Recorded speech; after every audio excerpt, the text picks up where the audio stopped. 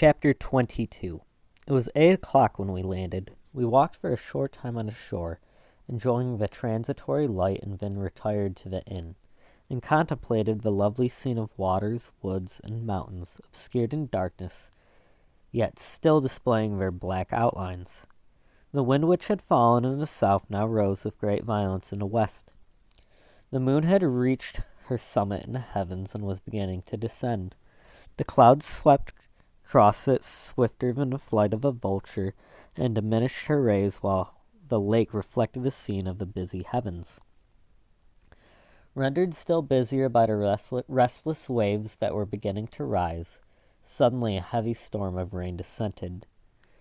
I had been calm during the day, but so soon as night obscured the shapes of objects, a thousand fears arose in my mind.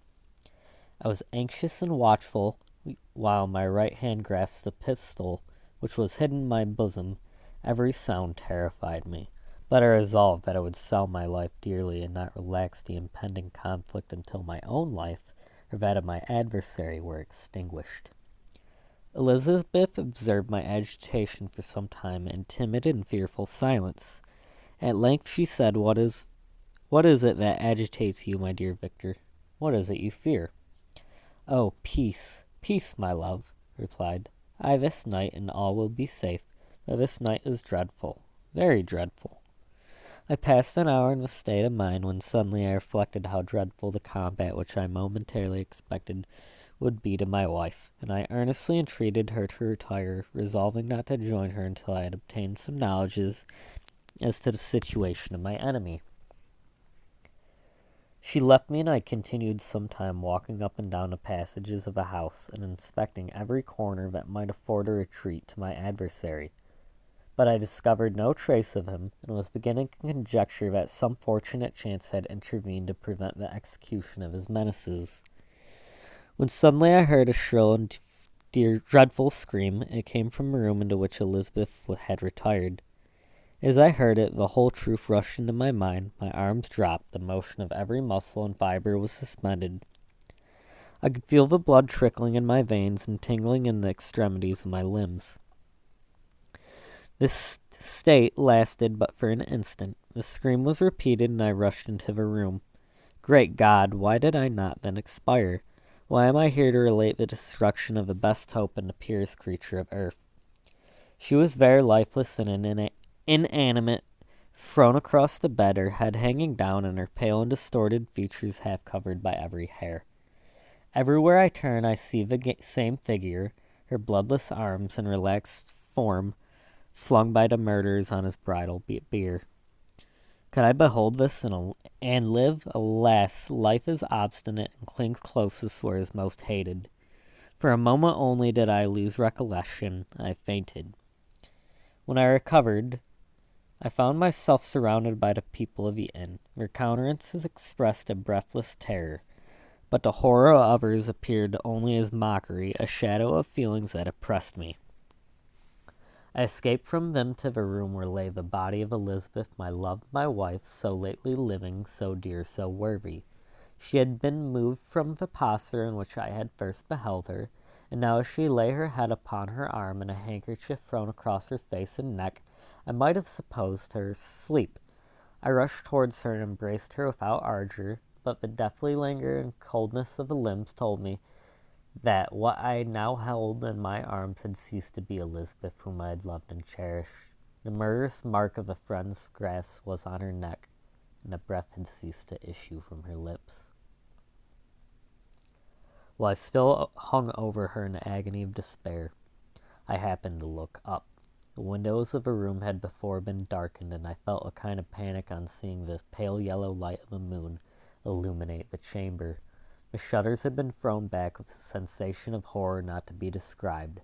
I saw at the open window a figure most hideous and abhorred. A grin was on the face of a monster. He seemed to jeer, as with his fiendish finger he pointed towards the corpse of my wife. I rushed towards the window, and drawing a pistol from my bosom, shot, but he eluded me, leaped from the station, and running with the swiftness of lightning, plunged into the lake. The report of a pistol brought a crowd into the room. I pointed to the spot where he had disappeared, and we followed the track with boats. Nets were cast, but in vain. After passing several hours, we returned hopeless, most of my companions believing it to have been a form conjured by my fancy. After having landed, they proceeded to search the country, parties going in different directions among the woods and vines. I did not accompany them. I was exhausted. A film covered my eyes, and my skin was parched with the heat of fever. In this state, I lay on a bed, hardly conscious of what had happened. My eyes wandered round the room as if to seek something that I had lost. At length I remembered that my father would anxiously expect the return of Elizabeth and myself, and that I must return alone. This reflection brought tears to my eyes, and I wept for a long time. But my thoughts rambled to various subjects, reflecting on my misfortunes and their cause. I was bewildered in a cloud of wonder and horror. The death of William, the execution of Justine, the murder of Clerval, and lastly of my wife. Even at that moment I knew not that my only remaining friends were safe from the malignity of the fiend. My father even now might be writhing under his grasp, and Ernest might be dead at his feet. This idea made me shudder and recalled me to action. I started up and resolved to return to Geneva with all possible speed. There were no horses to be procured, and I must return by the lake, but the wind was unfavorable and rain fell in torrents. However, it was hardly morning, and I might reasonably hope to arrive by night. I hired men to row, and took an oar myself, for I had always experienced relief from the mental torment and body exercise. But overflowing misery I now felt, and the excess of agitation that I endured rendered me incapable of any exertion. I threw down the oar, and leaning my head upon my hands, gave way to every gloomy idea that arose. If I looked up, I saw the scenes which were familiar to me in my happier time, and which I had contemplated that the day before in the company of her, who was now but a shadow and a recollection. Tears streamed from my eyes. The rain had ceased for a moment, and I saw the fish play in the waters as they had done a few hours before. They had been observed by Elizabeth. Nothing is so painful to the human mind as a great and sudden change. The sun might shine, or the clouds might lower, but nothing could appear to me as it had done the day before. A fiend had snatched from every hope of future happiness. No creature has ever been so miserable as I was. So frightful an event is single in the history of man. But why should I dwell upon the incidents that followed this last overwhelming event? Mine has been a tale of horrors. I have reached for acme, and that what I must now relate can be tedious to you. Know that, one by one, my friends were snatched away. I was left desolate.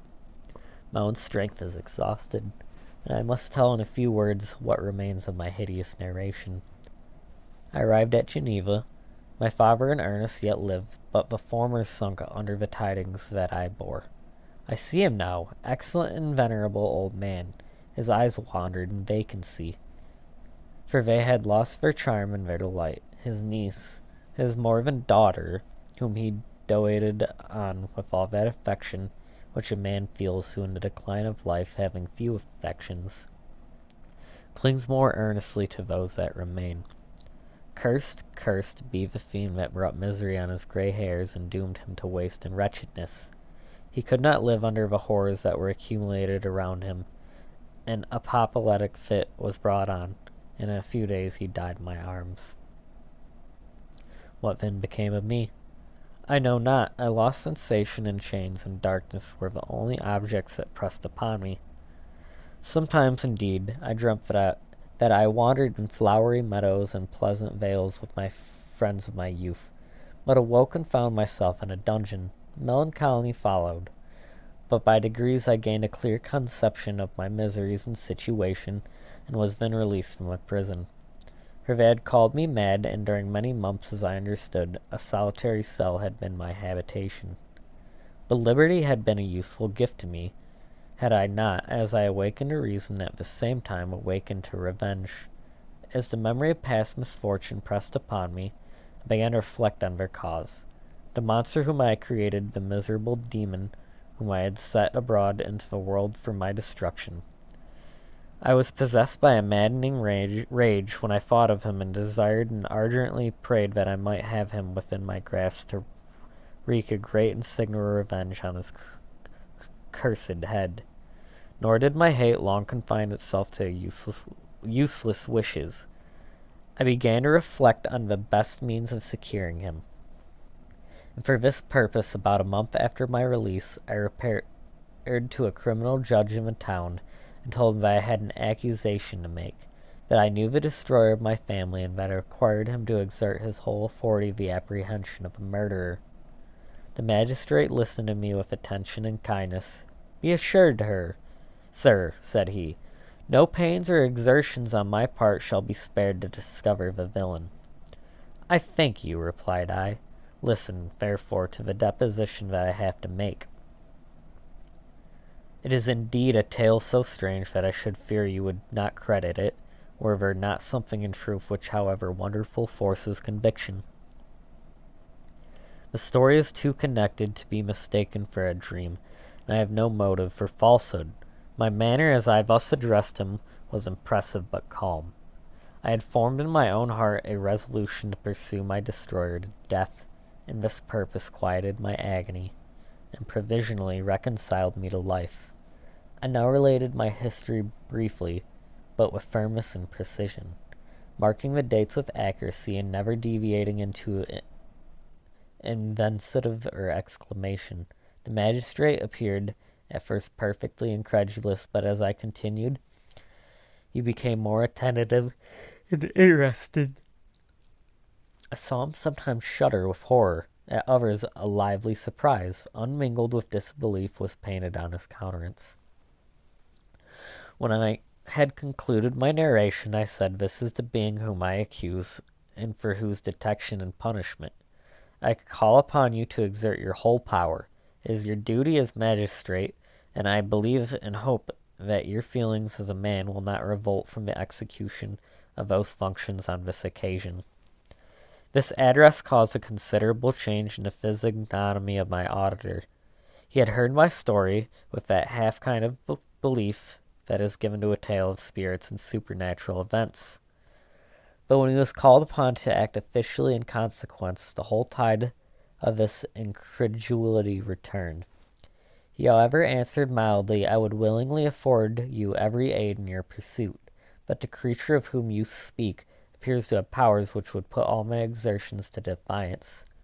Who can follow an animal which can traverse the sea of ice and inhabit caves and dens where no man would venture to intrude? Besides, some months have elapsed since the commission of his crimes, and no one can conjecture to what place he has wandered, or what region he may now inhabit. I do not doubt that he hovers near the spot which I inhabit, and if he has indeed taken refuge in the Alps, he may be haunted like the Camios, and destroyed as a beast of prey. But I perceive your thoughts. You do not credit my narrative, and do not intend to pursue my enemy with a punishment which is his desert. As I spoke, rage sparkled in my eyes. The magistrate was intimidated. "You are mistaken," said he. "I will exert myself. If it is my power to seize the monster, be assured that he shall suffer punishment proportionate to his crimes. But I fear from what you have yourself described to be his properties, that this will prove impractical, and that while every proper measure is pursued, you should endeavor to make up your mind to disappointment. That cannot be, but all that I can say will be of little avail. My revenge is of no moment to you, yet while I allow it to be a vice, I confess that it is the devouring and only passion of my soul. My rage is unspeakable.